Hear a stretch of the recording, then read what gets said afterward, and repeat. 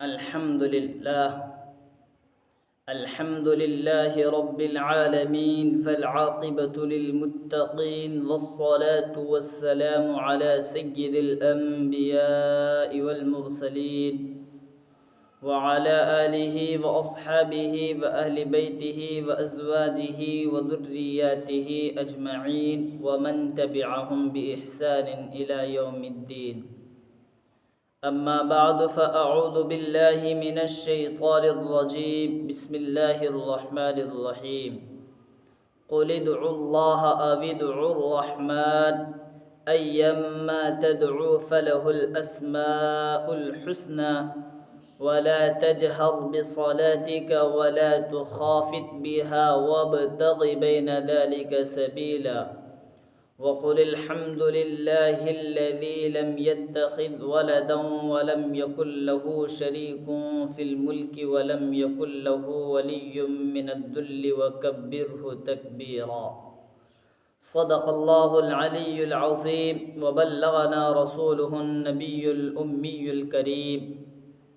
ونحن على ذلك لمن الشاهدين والشاكرين والحمد لله رب العالمين. اللهم صل على محمد وعلى آل محمد كما صليت على إبراهيم وعلى آل إبراهيم إنك حميد مجيد. اللهم بارك على محمد وعلى آل محمد كما باركت على إبراهيم وعلى آل إبراهيم إنك حميد مجيد. محترم و مکرم ناظرین کرام و حضرات سامعین عظام، آپ لوگوں کو بخوبی معلوم ہے یا پھر بخوبی آپ لوگوں نے سماعت کیا ہے مجھ سے اور سنا ہے کہ سورۃ بنی اسرائیل جو اللہ نے شروع کی تو اس سورت کی شروعات بھی اللہ تبارک و تعالی نے اپنی تسبیح یعنی سبحان الذی کے لفظ سے شروع فرمایا، یعنی اس کے اندر بھی اللہ تبارک و تعالی کی ذات کی پاکی تھی، اور پھر اللہ تبارک و تعالی نے جب اس سورت کو ختم کرنا چاہا اور جب یہ سورت جب پوری ہو رہی ہے تو اللہ تبارک و تعالی اس سورت کو تحمید پر پوری کر رہے ہیں۔ بہرکیف ایک روایت ہے اما عائشہ صدیقہ رضی اللہ تعالی عنہا سے اور حضرت عبداللہ ابن عباس رضی اللہ تعالی عنہما سے کہ اللہ کے رسول صلی اللہ علیہ وسلم ایک موقع سے دعا فرما رہے تھے، تو اس دعا کے اندر رسول اللہ صلی اللہ علیہ وسلم نے لفظ اللہ کا بھی استعمال کیا اور لفظ رحمان کا بھی استعمال کیا۔ تو مشرکین نے اللہ کے رسول صلی اللہ علیہ وسلم کا ایک طرح سے مذاق اڑایا اور کہا دیکھو تو صحیح یہ اس نئے دین والے کو، خود تو ہمیں دو خداؤں کی عبادت پرستش اور پوجا سے منع کرتے ہیں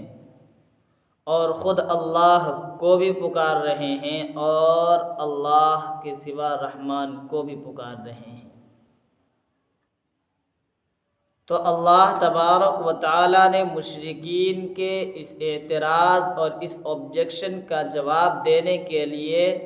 قل ادعوا اللہ او ادعوا الرحمن ایما تدعوا فلہ الاسماء الحسنى نازل فرمایا۔ کیوں کہ رحمان الگ ذات ہے اور اللہ الگ ذات ہے ایسا نہیں، بلکہ جو ذات اللہ ہے وہی ذات رحمان ہے اور جو ذات رحمان ہے وہی ذات اللہ ہے۔ کیوں؟ اس لیے کہ بسا اوقات ایک ذات کے اندر کئی خوبیاں اور کئی کمالات موجود ہوتے ہیں، اور ان کمالات کو اور ان خوبیوں کو ایک لفظ کے اندر بیان کرنا کبھی کبھی مشکل ہو جاتا ہے، عربی زبان ہی نہیں بلکہ دنیا کی کئی زبان کے اندر بھی۔ تو اس لیے اللہ تبارک و تعالیٰ کا صرف اللہ ہی نہیں، اللہ کے خوبیوں میں سے ایک خوبی اللہ کا رحمان ہونا بھی ہے۔ اور یہیں پر لگے ہاتھوں میں یہ بھی بولتا جاؤں، ہمارے یہاں جو یہ مشہور ہے کہ اللہ تبارک و تعالیٰ کے 99 نام ہیں،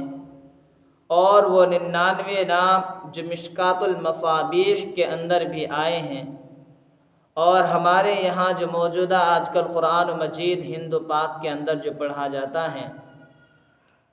قرآن شروع کرنے سے پہلے ہی صفحے میں شروع کرنے سے پہلے جو دونوں طرف نام لکھے ہوئے ہوتے ہیں، مشہور یہی ہے کہ یہ 99 نام اللہ کے نام ہیں۔ ایسا نہیں ہے، بلکہ جو خوبیاں انسانی عقل جن خوبیوں کا ادراک کر سکتی تھی، ان خوبیوں کا تذکرہ اس میں آیا، ورنہ اللہ تبارک و تعالیٰ کے صفاتی نام غیر متناہی ہے، کیونکہ اللہ کی خوبیاں بھی غیر متناہی ہیں۔ لہٰذا جن خوبیوں اور جن صفاتی نام اور اسما کا تذکرہ اللہ تبارک و تعالیٰ کے رسول صلی اللہ علیہ وسلم کے ذریعے سے مشکات المصابیح میں صاحب مشکات نے بیان کیا، وہ یہ ہے: هو اللہ الذی لا الہ الا هو الرحمن الرحیم الملک القدوس السلام المؤمن المہیمن العزیز الجبار المتکبر الخالق الباری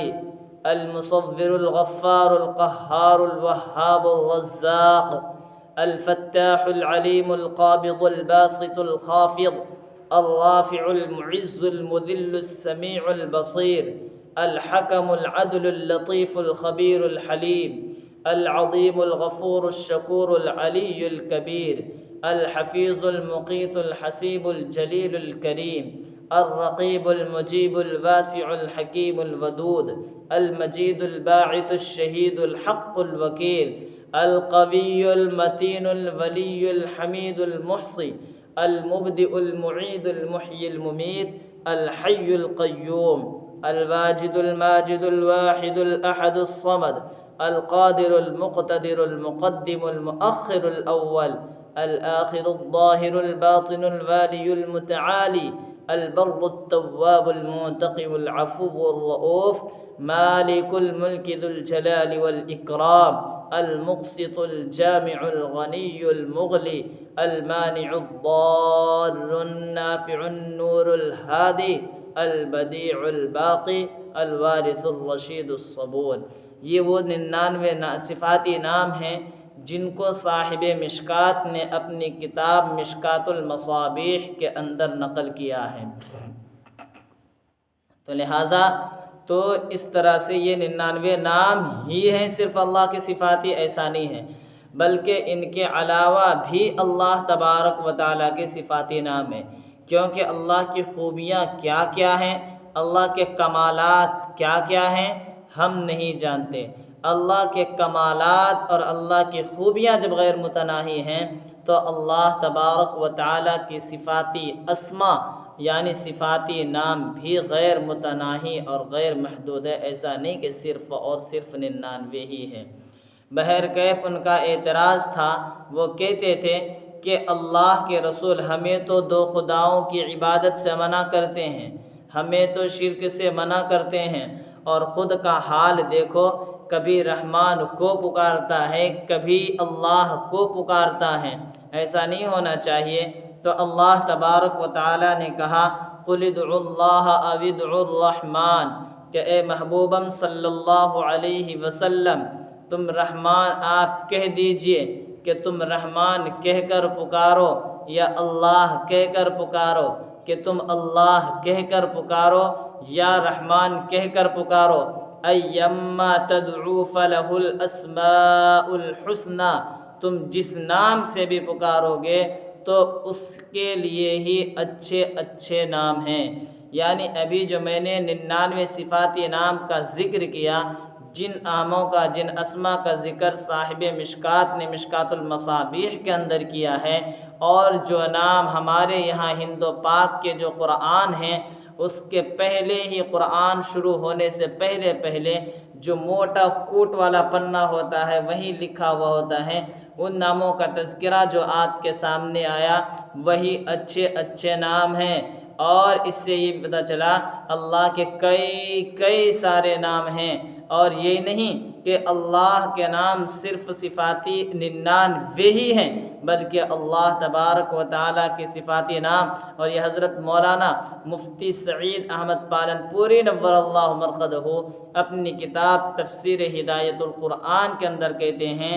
کہ یہ اللہ کی خوبیاں اور اللہ کے کمالات غیر متناہی ہیں، تو اسی طرح اللہ کے صفاتی نام بھی غیر متناہی ہیں۔ اور اس کے بعد اللہ تبارک و تعالیٰ کہہ رہے ہیں وَلَا تَجْهَرْ بِصَلَاتِكَ وَلَا تُخَافِتْ بِهَا وَابْتَغِ بَيْنَ ذَلِكَ سَبِيلًا، اور اپنی نماز میں بلند آواز نہ کیجیے، اور اپنی نماز میں است آواز نہ کیجیے، وَابْتَغِ بَيْنَ ذَلِكَ سَبِيلًا، بلکہ ان دونوں کے درمیان کا راستہ، بیچ کا راستہ آپ اختیار کر لیجئے، کوئی راستہ اختیار کر لیجئے، یعنی میانہ روی، نہ افراط میں جائیے نہ تفریط میں جائیے، بلکہ آپ اعتدال اور میانہ روی اختیار کیجئے۔ یہ اللہ تبارک و تعالیٰ نے رسول اللہ صلی اللہ علیہ وسلم کو حکم دیا۔ اس کی وجہ یہ تھی، مفسرین کہتے ہیں، روایات لاتے ہیں کہ جب صحیح ابتدائی دور تھا اور صحابہ کرام اور اللہ کے رسول صلی اللہ علیہ وسلم جب نماز پڑھتے تھے تو چھپ کر پڑھا کرتے تھے، ظاہر سی بات ہے،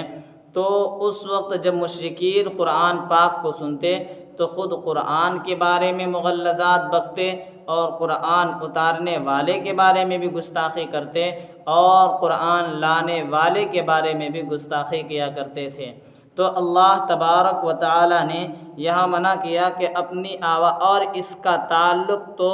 صرف جہری نمازوں سے، یعنی مغرب، عشاء اور فجر کی نمازوں سے، اور اسی کے ضمن میں تہجد کی بھی نماز آتی ہے، کیونکہ مشکات کے ہی اندر ایک روایت ہے، اللہ کے رسول صلی اللہ علیہ وسلم کے پاس ایک مرتبہ کا واقعہ ہے کہ اللہ کے رسول صلی اللہ علیہ وسلم گزرے، اور صحابہ کرام میں سے حضرت ابوبکر صدیق رضی اللہ تعالی عنہ وہ بھی تہجد کی نماز پڑھ رہے تھے، اور حضرت عمر فاروق رضی اللہ تعالی عنہ بھی تہجد کی نماز پڑھ رہے تھے۔ ابوبکر رضی اللہ تعالی عنہ آہستہ تلاوت فرما رہے تھے، ابوبکر رضی اللہ تعالی عنہ آہستہ تلاوت فرما رہے تھے، اور عمر رضی اللہ تعالی عنہ بلند آواز سے تلاوت فرما رہے تھے۔ پھر جب اللہ کے رسول صلی اللہ علیہ وسلم کے دربار میں ان دونوں حضرات کی تشریف آوری ہوئی، یعنی وہ دونوں حضرات حضور پاک صلی اللہ علیہ وسلم کے دربار میں تشریف لائے، تو اللہ کے رسول صلی اللہ علیہ وسلم سے پوچھا، اے ابو بکر تو آہستہ کیوں پڑھ رہا تھا؟ تو ابو بکر صدیق رضی اللہ تعالی عنہ نے جواب دیا، یا رسول اللہ، جس کو سنانا تھا، جس ذات کو سنانا تھا، وہ ذات تو مخفی سے مخفی، پست سے پست، دھیمی سے دھیمی آواز کو بھی سن سکتا ہے، اس لیے میں آہستہ پڑھ رہا تھا۔ آپ دیکھیں، اور پھر اس کے بعد جب حضرت عمر رضی اللہ تعالی عنہ سے پوچھا، اے عمر تو بلند آواز سے کیوں پڑھ رہا تھا؟ تو حضرت عمر رضی اللہ تعالی عنہ نے کہا، میں اس لیے بلند آواز سے پڑھ رہا تھا تاکہ جو لوگ گھروں کے اندر مسلمان سوئے ہوئے ہیں، خواب غفلت میں سوئے ہوئے ہیں، بیدار نہیں ہوئے ہیں، تو میں سوچ رہا تھا کہ یہ آواز سننے کی وجہ سے وہ بھی بیدار ہو جائیں اور اللہ کی بارگاہ میں کھڑے ہو کر کے وہ بھی نماز پڑھیں۔ اور دوسرا فائدہ یہ ہے کہ ہم زور سے پڑھنے سے شیطان بھی بھاگ جاتا ہے، تو ہم اس لیے دیکھیں حضرت ابو بکر رضی اللہ تعالی عنہ نے جواب دیا، وہ بھی نہایت ہی معقول جواب تھا، اور جو حضرت عمر فاروق رضی اللہ تعالی عنہ نے جواب دیا وہ بھی نہایت ہی معقول جواب تھا، لیکن پھر بھی اللہ کے رسول صلی اللہ علیہ وسلم نے حضرت ابو بکر سے کہا، ابو بکر تو تھوڑا بلند آواز کر لیا کر، اور حضرت عمر سے کہا تو تھوڑا آہستہ آواز سے پڑھ لیا کر۔ یہ آیت تو بہرکہ مشرکین کے وجہ سے ہی نازل ہوئی ہیں، لیکن یہ واقعہ اور یہ حدیث بتلاتی ہیں کہ یہ صرف ایسا نہیں ہے کہ مشرکین ہو تبھی اس پر عمل کریں گے، کافرین ہو تبھی اس پر عمل کریں گے۔ عام حالات کے اندر بھی آدمی کو نہ اتنا بلند آواز سے پڑھنا چاہیے، عام حالات کے اندر بھی نہ زیادہ بلند آواز سے قرآن پڑھنا چاہیے، نہ زیادہ آہستہ آواز سے، بلکہ میانہ روی اختیار کرنا چاہیے۔ فرمایا وَلَا تَجْهَرْ بِصَلَاتِكَ، آپ اپنی نماز میں بلند آواز نہ کیجیے، اور وَلَا تُخَافِتْ بِهَا، اور اپنی نماز میں آپ آہستہ آواز نہ کیجیے۔ مطلب یہ ہے آپ اتنا زیادہ بلند بھی مت کیجیے کہ مشرکوں کو مذاق اڑانے کا اور آپ کا ٹھٹا و استہزاء کرنے کا موقع ملے، اور اتنا بھی آہستہ نہ پڑھیے کہ آپ کے مقتدی جو صحابہ کرام رضوان اللہ تعالی علیہم اجمعین ہیں وہ بھی نہ سن سکیں، اس لیے آپ میانہ روی اختیار کیجیے۔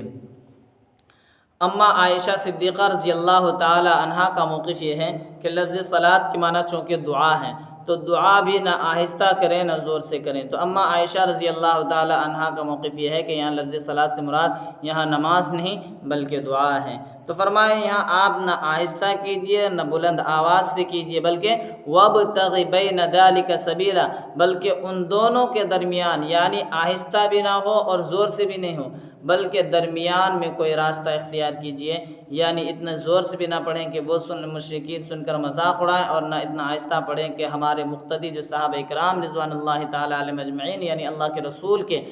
وہ بھی نہ سن سکیں، بلکہ ایسا پڑھے کہ یہ بھی سن لے اور ان تک آواز بھی نہ جائے۔ یہاں تک بات تو پوری ہو گئی۔ پھر اس کے بعد اللہ تبارک و تعالی، میں نے شروع میں کہا ابھی تفسیر شروع کرنے سے پہلے آج، کہ جس طرح اس سورت کی شروعات تسبیح پر ہوئی تھی، اسی طرح سے اس سورت کا خاتمہ جو ہے تحمید پر ہوئی ہے۔ چنانچہ اللہ کے رسول صلی اللہ علیہ وسلم پر یہ آیت کا نزول ہوتا ہے، اور یہ سورۃ بنی اسرائیل کی بالکل آخری آیت ہے۔ وَقُلِ الْحَمْدُ لِلَّهِ الَّذِي لَمْ يَتَّخِذْ وَلَدًا وَلَمْ يَكُنْ لَهُ شَرِيكٌ فِي الْمُلْكِ وَلَمْ يَكُنْ لَهُ وَلِيٌّ مِّنَ الذُّلِّ وَكَبِّرْهُ تَكْبِيرًا۔ اس آیت کے اندر اللہ تبارک و تعالیٰ نے اپنی تحمید بیان کی ہے، اور اس آیت کے اندر مشرکین، یہودی اور عیسائی تینوں کے عقیدے کی جو ہے ابطال فرمایا ہے، یعنی تینوں کے عقیدے کی تردید فرمائی ہے، تینوں کے عقیدے کا رد کیا ہے۔ یعنی جو یہودی جو تھے وہ حضرت عزیر علیہ السلام کو خدا کا بیٹا، اور اسی طرح سے یہودی کا یہ بھی ماننا ہے کہ یعقوب علیہ السلام کا اللہ سے مقابلہ ہوا کسی چیز کے اندر تو اللہ تاب نہ لا سکے، نعوذ باللہ من ذالک۔ اس طرح ان کے جو ہے عقائد تھے، اور اس طرح سے ان کا ماننا ہے۔ اور حضرت عیسیٰ علیہ السلام کو خدا کا بیٹا کہتے، مشرکین جو ہے فرشتوں کو اللہ کی بیٹیاں کہتے۔ یہاں پر اللہ تبارک و تعالیٰ نے تین باتیں کہی ہیں کہ کسی کو بھی شریک کرنے کی، اور کسی کو بھی اللہ ماننے کی، یا کسی کو ان کے برابر وغیرہ قرار دینے کی تین صورتیں ہو سکتی ہیں۔ ایک تو یہ کہ جس کے شریک کیا جا رہا ہے وہ بالکل چھوٹا ہوگا، نمبر دو وہ برابر ہوگا، نمبر تین اس سے برتر اور بہتر ہوگا، تب جا کر کے کوئی اس سے اعلیٰ یا وغیرہ ہو سکتا ہے۔ تو یہاں اللہ تبارک و تعالیٰ نے پہلے کہہ دیا وَقُلِ الْحَمْدُ لِلَّهِ الَّذِي، جیسے باپ بیٹے سے مدد لیتا ہے تو ہو سکتا ہے اللہ تبارک و تعالیٰ کسی سے لے تو وہ بیٹا ہو، تو اللہ نے صاف کہہ دیا لم یتخذ ولدن، اس نے اولاد اختیار نہیں کیا، یا پھر وہ شریک ہو سکتا ہے، ساجی ہو سکتا ہے، تو اللہ تبارک و تعالیٰ نے اس کی بھی تردید کی لم یکن لہ شریک فی الملک، کہ کوئی اس کا شریک وریک بھی نہیں ہے سلطنت کے اندر۔ اور تیسری صورت یہ ہو سکتی ہے کہ وہ خود بہتر ہو، اس سے بھی کوئی بہتر ہو، اس سے بھی کوئی برتر ہو، تو اللہ تبارک و تعالیٰ نے اس کی بھی تردید فرما دی، جیسا کہ یہودیوں کا یعقوب علیہ السلام اور اللہ کو لے کر کے عقیدہ ہے کہ کمزوری کی وجہ سے کوئی اس کا مددگار ہو، ایسا بھی نہیں ہے، لہٰذا اللہ کی بہت ہی زیادہ بڑائی بیان کیا کریں۔ تو یہ آیت جو ہے یہ تو ہو گئی یہاں پر تفسیر مکمل۔ اب یہاں پر ایک مجرب عمل حضرت مفتی سعید احمد پالن پوری نور اللہ مرقدہ اپنی کتاب تفسیر ہدایت القرآن کے اندر لکھتے ہیں کہ کوئی بھی پریشانی وغیرہ آئے تو اس کو پڑھنا چاہیے۔ اسی طرح ایک روایت کے اندر حضرت ابو ہریرہ رضی اللہ تعالیٰ عنہ فرماتے ہیں کہ میرا ہاتھ اللہ کے رسول صلی اللہ علیہ وسلم کے ہاتھ میں تھا، اور ہم سفر میں جا رہے تھے تو ہمارا گزر ایک ایسے شخص سے ہوا جو بہت زیادہ بدحال تھا۔ اللہ کے رسول صلی اللہ علیہ وسلم نے ان سے ان کا حال دریافت کیا تو انہوں نے اپنی بیماری اور تنگ دستی وغیرہ کی شکایت کی اور اس کا گلہ کیا، تو اللہ کے رسول صلی اللہ علیہ وسلم نے فرمایا کہ بھائی توکلت علی الحی الذی لا یموت الحمد للہ الذی لم یتخذ ولدا ولم یکن له شریک فی الملک ولم یکن له ولی من الذل وکبرہ تکبیرا پڑھ لیا کرو۔ تو انشاءاللہ تبارک و تعالیٰ اسے خوشحالی آئے گی۔ وہاں سے پھر یہ بتا کر چلے گئے، پھر دوبارہ گزر ہوا تو ابو ہریرہ کہتے ہیں کہ ہم نے ان کو خوشحال پایا جن کو پہلے بدحال پایا تھا۔ تو پھر اللہ کے رسول صلی اللہ علیہ وسلم سے اس شخص نے کہا یا رسول اللہ، جب سے آپ نے وہ عمل بتایا ہے میں اس عمل کا اب تک پابند اور پابندی سے پڑھتا جا رہا ہوں، اس لیے کیا۔ اور اسی طرح سے روایت میں یہ بھی آتا کہ اللہ کے رسول صلی اللہ علیہ وسلم کے خاندان میں رشتہ دار میں جب بھی کوئی بچہ بولنا شروع کرتا تو سب سے پہلے ان کو جو اللہ تبارک و تعالیٰ کے رسول صلی اللہ علیہ وسلم یہ آیت الحمد للہ الذی لم یتخذ ولدا ولم یکن له شریک فی الملک ولم یکن له ولی من الذل وکبرہ تکبیرا سکھایا کرتے تھے۔ بہرکیف ان تمام باتوں کو اپنے ذہن کے اندر بٹھائیں اور اس پر عمل کرنے کی کوشش کریں، اور اللہ تبارک و تعالیٰ سے دعا کریں کہ اللہ تبارک و تعالیٰ سورۃ بنی اسرائیل کے میرے لیے تفسیر کرنے اور آپ کے لیے تفسیر سننے کو آخرت میں نجات کا ذریعہ بنائے۔ اس میں کمی کوتاہی بھول جو خطا وغیرہ ہوئی ہو یا لاپرواہی ہوئی کسی طرح سے تو اس کو اللہ تبارک و تعالیٰ اپنے محض اپنے فضل و کرم سے معاف فرمائے۔ آخر میں ترجمہ دیکھیں، اور آج الحمدللہ سورۃ بنی اسرائیل کی تفسیر بھی مکمل ہو چکی ہے، اور انشاءاللہ تبارک و تعالیٰ اگر زندگی رہی اور اللہ کی توفیق رہی تو انشاءاللہ تبارک و تعالیٰ سنیچر کے دن سے سورۃ الکہف کی تفسیر شروع کر دیں گے۔ دیکھیں، قل ادعوا اللہ او ادعوا الرحمن، اے محبوبم صلی اللہ علیہ وسلم آپ کہہ دیجئے کہ تم اللہ کہہ کر پکارو یا رحمان کہہ کر پکارو، ایما تدعو جس نام سے بھی پکارو گے، فلہ الاسماء الحسنی تو اسی کے لیے اچھے اچھے نام ہیں، ولا تجہر بصلاتک اور اپنی آواز کو اور اپنی نماز کو نہ زیادہ بلند کیجیے، ولا تخافت بها اور نہ اپنی نماز کو زیادہ پست کیجیے، وابتغ بین ذلک سبیلا بلکہ ان دونوں کے درمیان کوئی اور راستہ اختیار کیجیے، تلاش کیجیے۔ وقل الحمد للہ الذی اور کہہ دیجیے تمام تعریفیں ہیں اس اللہ کے لیے، لم یتخذ ولدا جس نے اولاد اختیار نہیں کی، ولم یکن لہ شریک فی الملک سلطنت کے اندر جس کا کوئی شریک نہیں، ولی من الذل اور کمزوری کی وجہ سے جس کا کوئی مددگار نہیں، وکبرہ تکبیرا اور آپ اس کی کبریائی اور بڑائی بیان کرتے رہا کیجیے۔ اللہ تبارک و تعالی ہمیں اور آپ کو کہہ سننے سے زیادہ عمل کرنے کی توفیق عطا فرمائے، آمین۔ اقول قولی ھذا واستغفر اللہ لی ولکم ولسائر المسلمین فاستغفروہ انہ هو الغفور الرحیم، وآخر دعوانا ان الحمد للہ رب العالمین۔ سبحان اللہ وبحمدہ، سبحانک اللہم وبحمدک، ونشہد ان لا الہ الا انت ونستغفرك ونتوب إليك۔ سبحان ربك رب العزة عما يصفون وسلام على المرسلين والحمد لله رب العالمين۔